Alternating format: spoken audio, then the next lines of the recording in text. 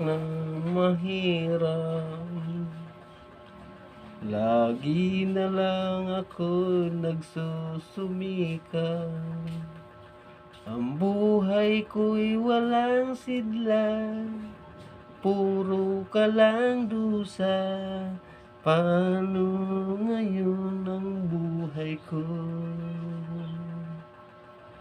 Sa akin ay walang tumatanggap.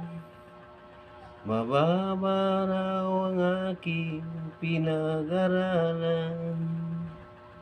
Kinder lang inabot ko, no read no write ako. Paano na ngayon ang buhay ko? Isang kahig, isang tukha, ganyan kaming mga dukha, ganyan kami.